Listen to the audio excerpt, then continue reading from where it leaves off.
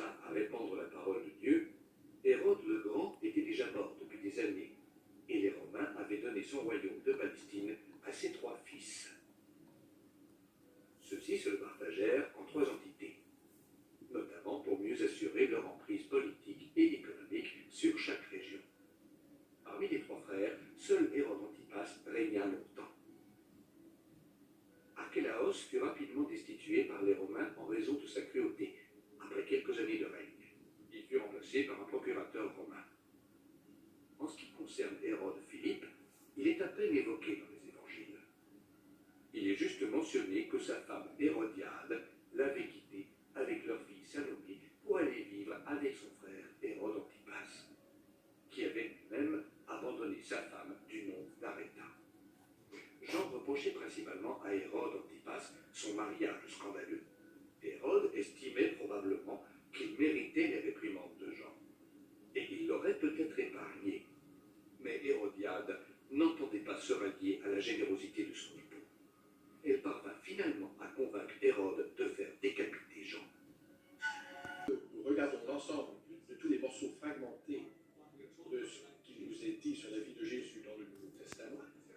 Nous trouvons pas mal à redire quant à la date et aux circonstances de sa naissance. Les évangiles de Matthieu et de Luc donnent tous deux sa généalogie, mais avec des différences importantes.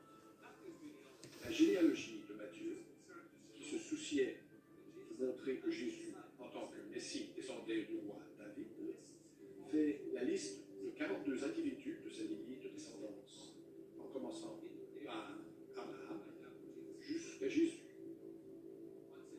Alors que Saint Luc, qui désirait montrer que Jésus était le Fils de Dieu, liste 77 noms dans l'ordre ascendant, et pratiquement la moitié de ces noms sont entièrement inconnus de l'histoire. Il a été suggéré que Matthieu parle des ancêtres de Joseph, le père de Jésus, et Luc, des ancêtres de sa mère, Marie.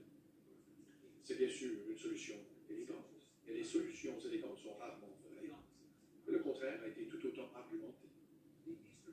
L'Église orthodoxe orientale, ainsi que l'Église coptique d'Égypte, qui remonte au tout début du christianisme, acceptent que Luc nous donne la généalogie de Marie, la mère de Jésus. Je me souviens, il y a plusieurs années en Floride, mon vieil ami, l'éminent érudit en matière biblique, Raymond Brown, m'a dit, alors que je l'aidais à lire l'épreuve de son dernier livre, il a dit, le problème à essayer de combiner ces 2 généalogies et de leur donner ainsi un sens, est que Jésus finit par avoir trop de grands-pères. Cependant, avoir trop de grands-pères est le dernier des problèmes provenant du Nouveau Testament en lien avec Jésus aujourd'hui. Les évangiles du Nouveau Testament racontant l'enfance de Jésus nous disent que la Sainte Famille a dû fuir en Égypte pour échapper à la persécution du roi Hérode. Le roi Hérode, le grand Antipas, son fils était aussi Antipas, voulait tuer Jésus parce qu'il était un prétendant possible à son trône. Hérode le Grand, qui a reconstruit le temple de Salomon, était un roi pantin, mis en place par les Romains en 63 avant Jésus-Christ, sur un trône très vacillant. Le roi Hérode le Grand était un arabe et non un juif. Arabe et non un juif.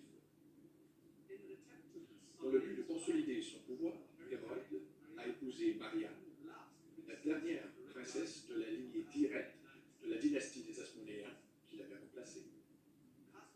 Les Asmonéens descendaient de Judas Maccabée, le grand héros qui, en 136 avant Jésus-Christ, avait libéré la Judée des Séleucides qui régnaient sur la Syrie et qui descendait d'un des grands généraux principaux de l'armée d'Alexandre le Grand. Cependant, en 63 avant Jésus-Christ, les Romains profitèrent d'une guerre civile entre les rivaux revendiquant le trône de Judée et placèrent Hérode sur le trône des Asmonéens.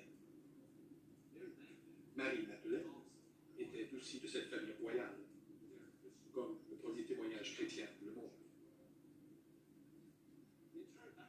Tous les antécédents de Marie-Madeleine, en tant que princesse asmonéenne, ne sont pas du tout abordés dans le Code da Vinci.